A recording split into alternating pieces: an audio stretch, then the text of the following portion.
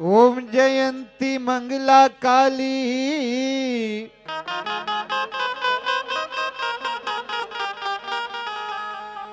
ओम जयंती मंगला काली भद्रकाली कपालिनी दुर्गा क्षमा शिवा धात्री स्वाहा स्वधा नमस्तुते।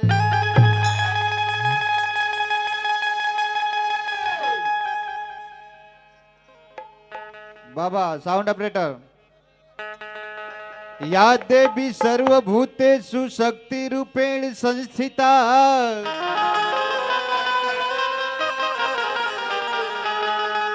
या देवी सर्वभूतेषु शक्ति रूपेण संस्थिता नमस्तस्यै नमस्तस्यै नमस्तस्यै नमो नमः।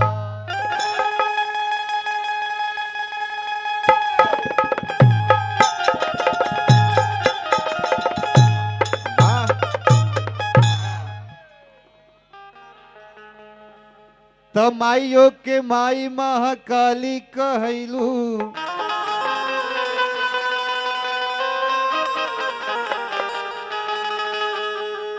आरे माइयो के माई महाकाली कहलू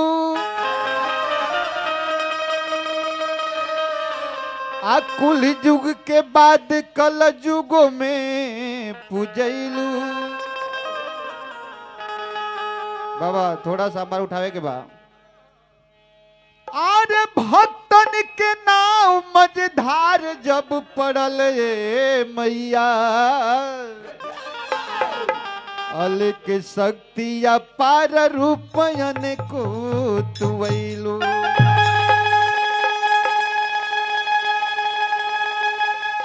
देखी उन्हों कम भइल जाता इनका उठाए ना का दिक्कत बा अगड़ावा कम भइल जाता।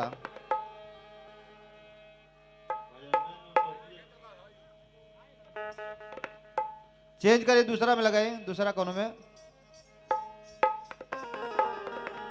दूसरा केबलों में खुशी होकर के दूसरा चैनल पर देखी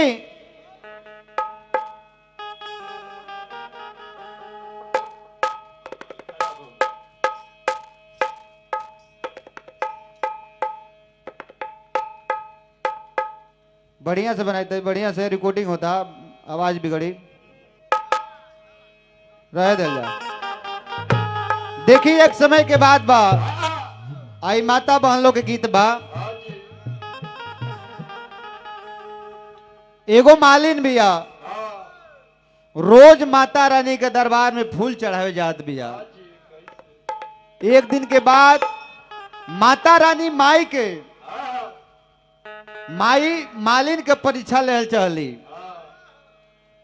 कि मालिन हमके रोज फूल चढ़ाए आवत बिया आज हम भेष बदल के जाए ओकरा से फूल मांगे आ देखी हमरा के फूल मालिन दे देत बिया कि ना। माई भेष बदल ले बड़ी भेष बदल के मालिन के दरवाजे पे गई बड़ी कहत बड़ी कैसे गीत के माध्यम से कि बुढ़िया के भेष धैले और मालिन के दुवरिया पे आई हो गई ना अरे हो आई हो गई ना। छनु भैया लाल मोर भैया कहे के बाकी एक आप ही लोग हैं जो यहाँ घूम पा रहे हैं। लाल मोहन भैया जी मुखराम भैया जी छोनू भैया जी एक आप ही लोग हैं जो यहाँ गुण पा रहे हैं प्यार लोगों में बांट कर सुकून पा रहे हैं। अरे इससे बड़ा धन दौलत और क्या हो सकता है जो एक धर्म का काम करके महापुण्य पा रहे हैं पुण्य पा रहे हैं। गीत के माध्यम से कि बुढ़िया के भेष धैले और मालिन के दुवरिया पे आई हो गईली ना, अरे हो आई हो गईली ना कि मैया अढ़ाबुलावे के फुलवा पेलू भाई हो गईली ना, मैया अढ़ाबुलावे के फुलवा पेलू भाई हो गईली ना।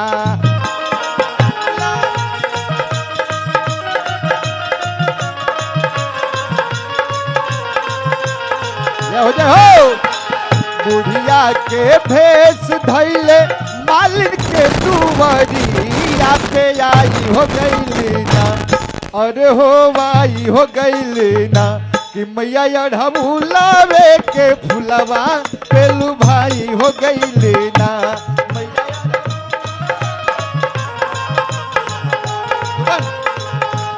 मैया अढ़ाबुलावे के फुलवा पेलू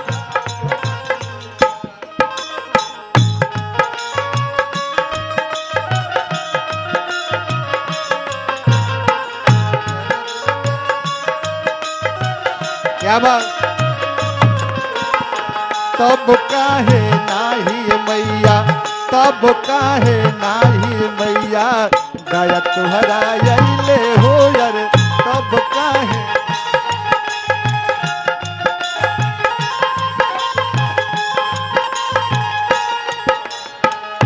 कि मैया अढ़ाबुलावे के फुलवा पेलू भाई हो गईली ना।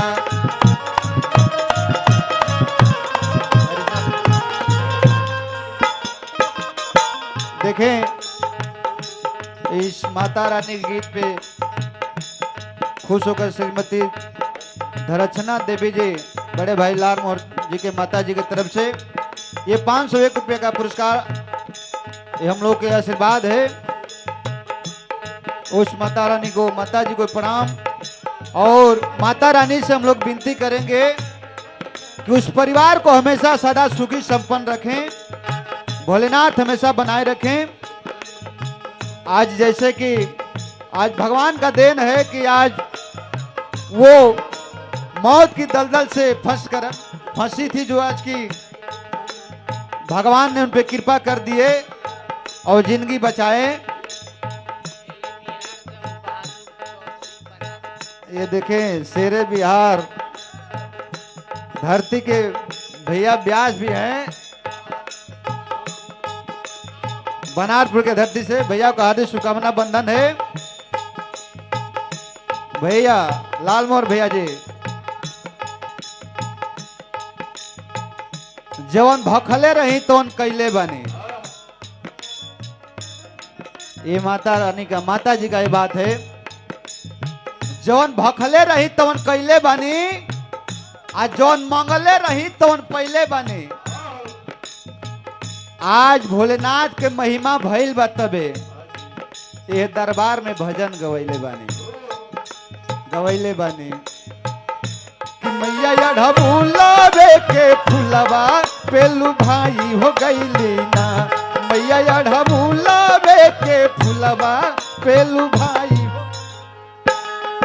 देखिए माता रानी मालिन के दरवाजा पे आइल बली, मालिन से कहले बाली कि हे मालिन हमरा के फूल चाहत बा, हमरा के बहुत जोरी बाज, हमके फूल दे दो, माता रानी के चढ़ावे के बा। देखिए जब बात मालिन कहती है कि हे बूढ़ी माई हम फूल तोहरा के नहीं दे सकत, काहे से कि फूल हम माता रानी के चढ़ावे खातिर बचौले बानी, हम रोज माता रानी के लेके चढ़ाईला फूल। आज अगर उनका के ना लेके जाए तो आज वहां पे नागा हो जाए। आज माता रानी उपास रह जी हैं। देखी माता रानी इतना बात सुनले वाली तो मने मने मुस्कैले वाली कहतली, लोभ देतली मालिन के फूल अढ़ाबुलावा हमके दे मलिनिया।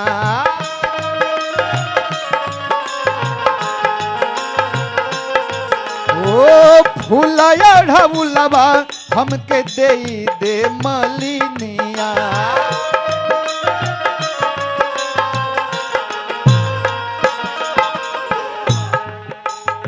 माता रानी कहताड़ी बदले में हमसे कुछ ले ले मलिनिया।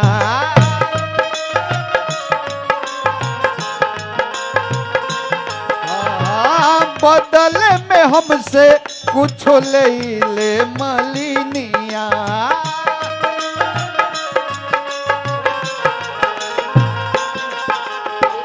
माता रानी कहताड़ी कि हमके फूल दे दो, बदला में जो कुछ मांगो हम दे दे तोहरा के। लेकिन मालिन कहती है कि ना, हे बूढ़ी माई आज फूल तो के हम नहीं दे सकत, काहे से कि इतने बचल बा जितना माई पे रोज चढ़ाईला।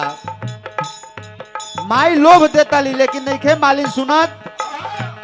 मालिन के लोभ देई मनवा के माया में फसाई हो गईली ना।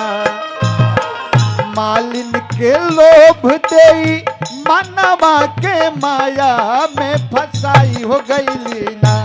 अरे हो फसाई हो गईली ना कि मैया अढ़ऊलवे के फुलवा पेलू भाई हो गईली ना।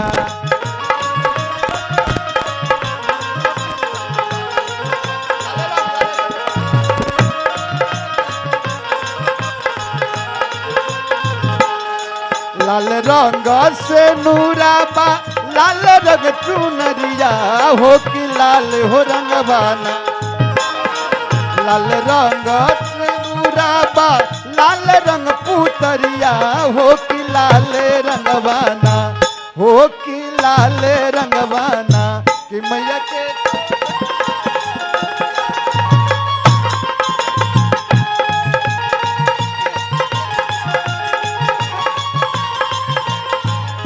कि मैया अढ़ऊल हो।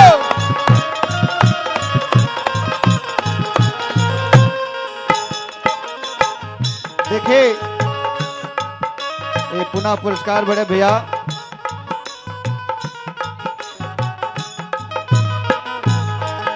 ये शेरे बिहार के धरती से बड़े भैया से जंग बहादुर जी की तरफ से बड़े सुंदर पुरस्कार भैया का हार्दिक शुभकामना बंधन है। अगली कड़ी में मालिन कहत भैया माई से नाना ये बूढ़ो माई देहब नाही फूल हो।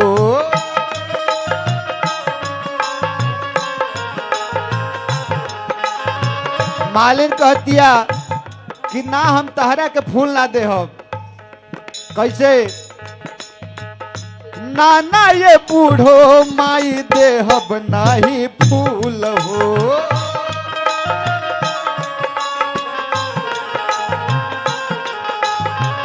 तो हके न देहब आज अढ़ऊल के फूल हो।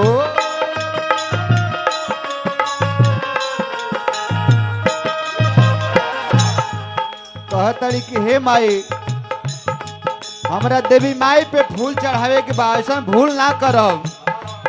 कैसे? जब इतना बात मालिन के माई सुनले बाड़ी तो मने मने मुस्काइल बाड़ी कि मालिन हमार कितना बड़ भक्तिन बिया। कैसे? मालिन के बात सुनी मने मने माई मुस्काई हो गईली ना। मालिन के बात सुनी मने मने माई मुस्काई हो गईली ना। अरे हो मुस्काई हो गईली ना कि मैया अढ़ऊलवे के फुलवा पेलू भाई हो गईली ना। मैया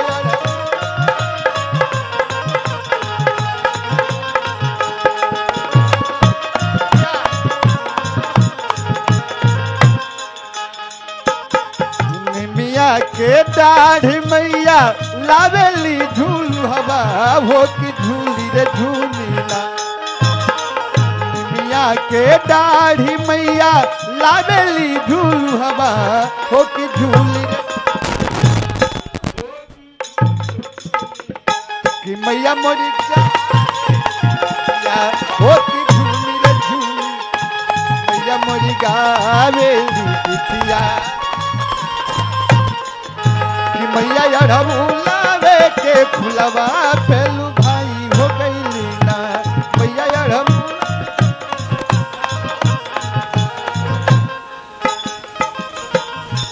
देखिए है बड़े सुंदर पुरस्कार चाचा श्री श्री बच्चन यादव जी की तरफ से 51 रुपये का आशीर्वाद हार्दिक शुभकामना बंधन है चढ़त वर्ष। देखिए आखिरी कड़ी में मालिंग के माई लाख कोशिश कैले बाड़ी कि हे मालिन हमके फूल दे दो, लेकिन मालिन सुनले नहीं के माई के बात रखले बिया कि माई के हमरा फूल चढ़ाए के बाद तो के फूल ना दे हो। कैसे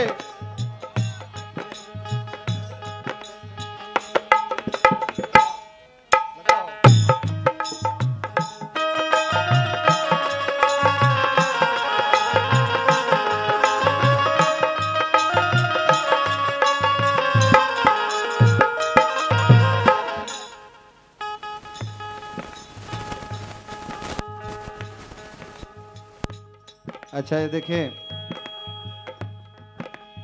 बड़े भाई श्री मुखराम चौधरी जी के भाभी जी और हमारे बड़े भाई लाल मोहर जी के माता जी की तरफ से ये 500 रुपये का पुरस्कार। माता रानी हमेशा सुखी संपन्न बनाए रखें, खुश रखें। और ये हमारे बड़े भाई जे के समय जोड़ी पे झांझ पे संगत करता नहीं अब बहुत बढ़िया हमने के कलाकार हैं बड़े भाई श्री राम लोचन उर्फ मोछू भैया के तरफ से बड़े सुंदर सी बात हार्दिक शुभकामना बा बंधन बा। मोछू भैया कहना है कि खुशियों का दिन अब बहुत दूर ना रहेगा,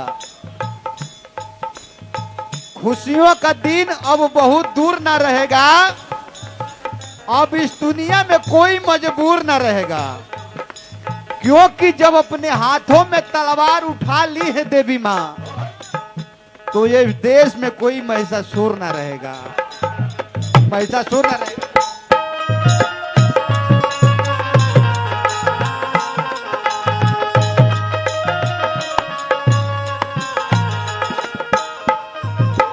और ये माता बहन लोग के लिए आज के युग में जब नईकी पतोहिया लोग आइल बा मोचू भैया कहे के बाकी रहे ससुरा में नईकी पतोहिया के लूर सिखा दी मैया जी। एगो सास भैया अपना पतोह के आज के युग में देखते बनी जा जमाना का चल रहा बा, सासू मैया देवी माई के दरबार में जाके तो हम लोग यार अपने जगह पे रहो, देवी माई से आराधना करत तारी सासू जी अपना पतोह खातिर कि रहे ससुरा में नईकी पतोहिया के लूर सिखा दी मैया जी।